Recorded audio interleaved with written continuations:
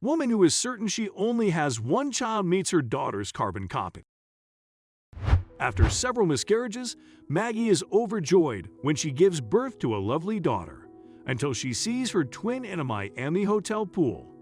Maggie Dinatto would never forget the moment she looked into her daughter Alice's face for the first time.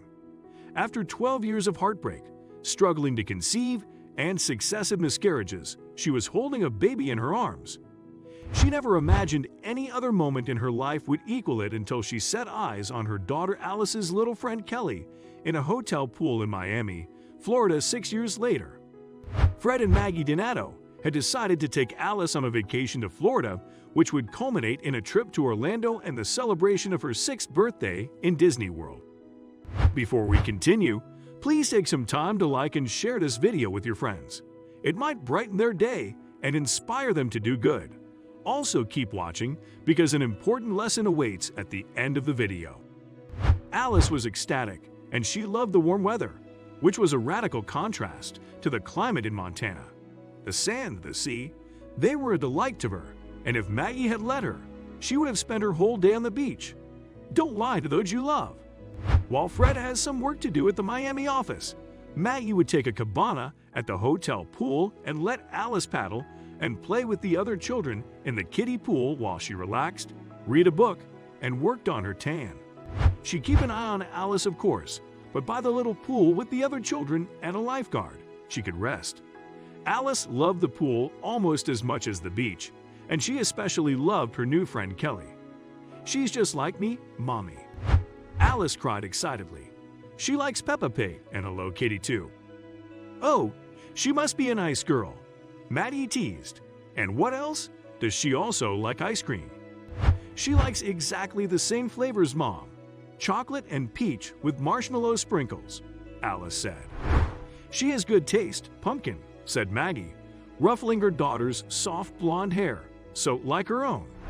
"Mom," Alice asked, "could you do my hair in lots of little braids like Kelly? Then we look exactly alike, like that Parent Trap movie." "Okay, I'll do it," Maggie said, laughing. "Is Kelly's hair as pretty as yours?" "Mom," cried Alice impatiently, "I told you. It's exactly like mine." Maggie laughed and kissed Alice's nose. "Nope," she said. "There's no one in the world as pretty as you." The next day, Alice went down to the pool sporting a head full of little braids, and Maggie had to admit it did suit her. Alice ran towards the pool crying, "Kelly, Kelly, look." Maggie watched smiling as another little girl turned around and waved back at Alice. For a few seconds, Maggie felt dizzy. There was something wrong with her, she thought. She must be seeing things. The little girl running toward Alice was her mirror image. She stumbled forward. "Alice," she called, "please bring your friend here." Alice grabbed the other child by the hand, and the two girls ran over smiling. This child was exactly like Alice. She looked like Alice's twin. "Hello," Maddie said brightly, trying to stop her voice from shaking. "What's your name?" "Kelly," the girl said, smiling. There was a deep dimple on her left cheek and a small constellation of freckles on her tip-tilted nose. The deep blue eyes, the way she tilted her head, she was Alice to the life. "Mom," Alice cried, "can we invite Kelly to my birthday party in Orlando?" She turned to her little friend and explained, "It's on June 23. I'll be 6. Kelly's mouth hung open. "Mine too. That's my birthday." Kelly turned and ran towards a woman sitting by the pool. "Mom, Alice and I have the same birthday. Isn't that so cool?" The woman dropped her magazine and stared at Alice with her braids just like Kelly's and the color drained from her face. She stood up and walked over to Maggie. "I'm Jonna Hartley," she said quietly. "I'm Kelly's mother. I didn't realize. I mean, they don't usually separate twins." Maggie was stunned. "Separate twins? I don't understand." The woman flushed. "It's obvious that you adopted Alice just like I adopted Kelly," she said. "Adopted?" screamed Maggie. "I gave birth to Alice, and she's an only child. You're wrong about this." Maggie grabbed Alice by the hand and dragged her away to their sweet protesting.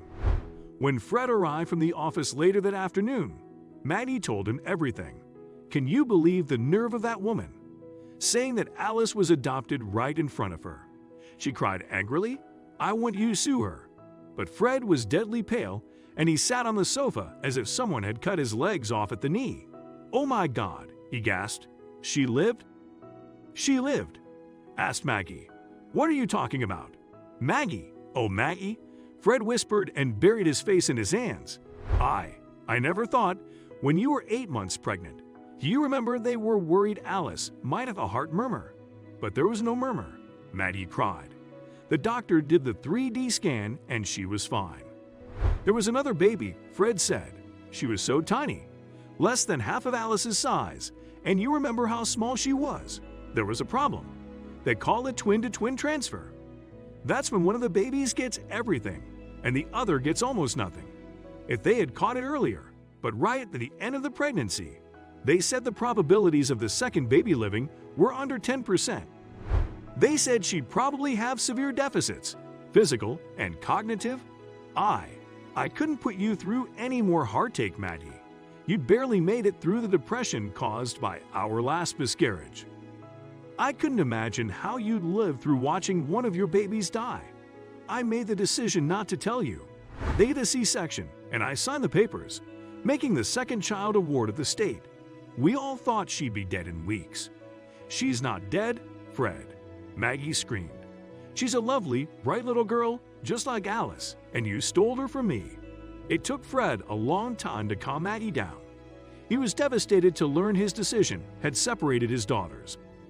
There was no way to make things right now. Kelly's parents had adopted her when everyone, including the doctors, had thought she was at death's door. They had raised her and cared for her. Maggie and Fred could never take Kelly from her family, but how could they separate their daughters? The next afternoon, Maggie and Fred met Kelly's parents, Dan and Jonna, to discuss the problem. "Why don't we meet halfway?" asked Jonna. "We live in Texas. You live in Montana. If both families moved and bought houses next door to each other, our girls could be together." It turned out to be the perfect solution. They moved close to the sea, and Kelly and Alice were delighted to learn that they were twin sisters. The two families became very close, and Maggie finally forgave Fred for making such an important decision without consulting her. What can we learn from this story? Never make decisions on anyone else's behalf. Fred wanted to spare Maggie's pain, so he made a decision that turned out to be very wrong. Don't lie to those you love. The truth always surfaces sooner or later, and the longer the lie persists, the more difficult it is to earn forgiveness.